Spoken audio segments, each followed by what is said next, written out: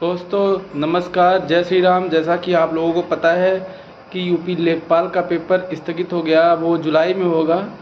तो जो अभ्यर्थी थे, जो हम लोग साथी थे, वो काफ़ी मतलब सक्रिय हो गए हैं कि इस भर्ती को लेकर धरना होना चाहिए। और मैं आपको बता देना चाहता हूँ कि अभी आप 12 जून तक धरना बिल्कुल मत दीजिए। 12 जून तक दिए गए अधिकारियों द्वारा आश्वासन को हम लोगों को देखना चाहिए।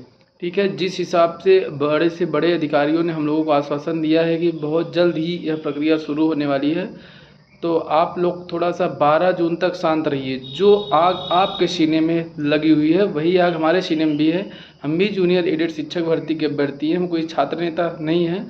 तो हम समझ सकते हैं कि आपके अंदर जो बेचैनी है वही बेचैनी मेरे अंदर भी है।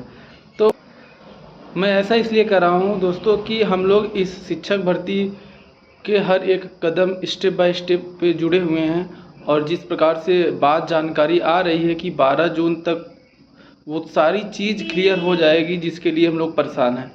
तो 12 जून तक हम लोगों को वेट करना चाहिए।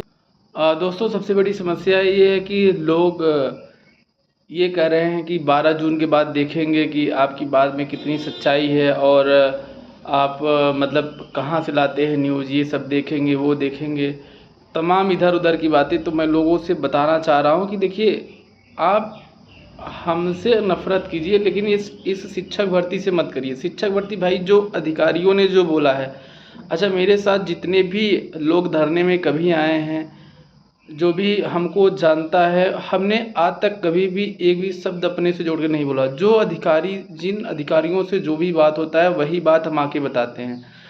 तो इसमें आप हमारे ऊपर ब्लेम लगा रहे हैं कि ये अगर 15 जून के बाद देखा जाएगा, इनका देखेंगे, 12 जून के बाद इनका देखेंगे।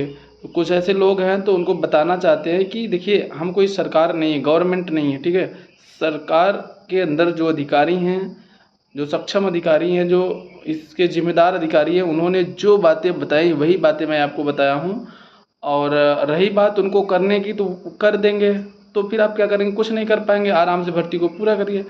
ये आप किसी एक दूसरे को कहिए कि नहीं 12 जून के बाद देखेंगे, 15 जून के बाद देखेंगे, ये सब क्या है? ये सब तरीका बहुत गलत है। पहली बात तो कोई इस भर्ती को लेकर संवेदनशील नहीं है। दूसरी बात, अगर कोई इस भर्ती से संबंधित कोई क्रियाकलाप कर रहा है, एक्टिव है, तो उसको हिट करते हैं। अरे भाई, ये कौन सी बात हुई? अब लोग कहते हैं इसका यूट्यूब चैनल है। ये यूट्यूब चैनल क्या है यार? हम तो पहले भी कह रहे थे कि अगर जिसको आगे आना है आगे आए। जब कोई नहीं आया तो इस भर्ती से तो हम लोग तो नवंबर से ही जुड़े थे। तो खैर, ये सब चीज़ें कहने की चीज़ें हैं। जहाँ तक उम्मीद है कि 12 जून के पहले वो सब कुछ हो जाएगा जिसकी हम लोग उम्मीद कर रहे हैं। लेकिन अगर ऐसा न हुआ तो ये भी ऑप्शन होना चाहिए। अगर ऐसा न हुआ, ये हम इसलिए ऐसा बोल रहे हैं कि जो लोग नकारात्मक चीज़ें बोल रहे हैं उनके पक्ष में भी चीज़ें बोल दे रहे हैं। अगर ऐसा न हुआ तो हम लोग धरना करेंगे, सीधी सी बात है।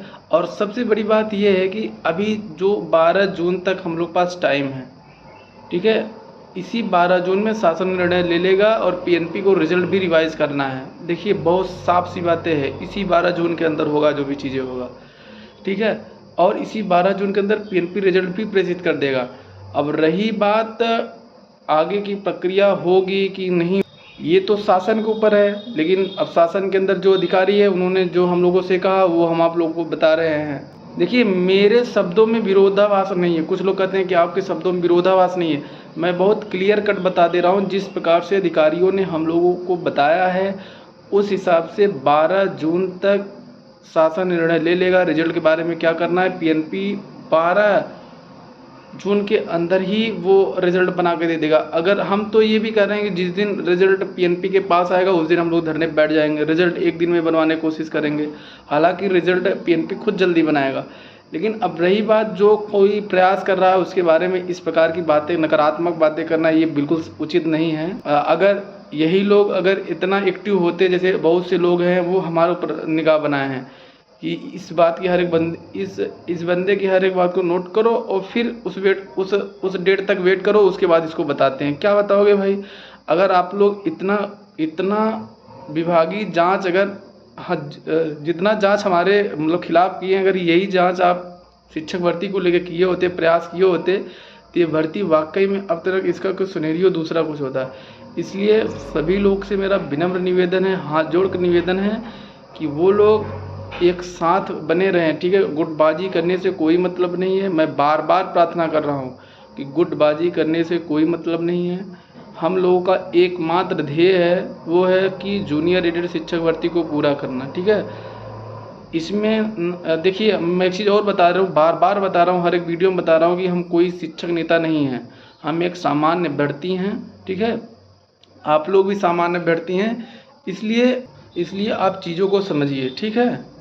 अभी जो जनता दरबार वाला जो रिपोर्ट आया था, उसमें विशेष सचिव जी ने जो भेजा था मुख्य सचिव को, उसके बाद मुख्य सचिव जी ने गलत अधिकारी को प्रेषित कर दिया। तो अगर आप ऐसे देखेंगे तो इस हिसाब से तो लेट ही हो जाएगा 2-4 दिन। तो कम से कम आप लोग, मेरा कहने का मतलब ये है, अभी जो मैं IGRS पर जो शिकायत है मैं उसको शेयर कर दूंगा, आप लोग उसमें देखिएगा कि कैसे थोड़ा सा मतलब दूसरे अधिकारी को भेज दिया गया। तो अगर 1-2 दिन 4 दिन ऐसे लेट हो जाता है तो उसमें हमारा भाई, हमको जो बताया गया हम वो आपको बता दिए हैं। अब अधिकारी गड़बड़ी कर रहे हैं, सरकार गड़बड़ी कर रहे हैं, तो वो उनकी बात है, मेरी बात नहीं, ठीक है। धन्यवाद, नमस्कार।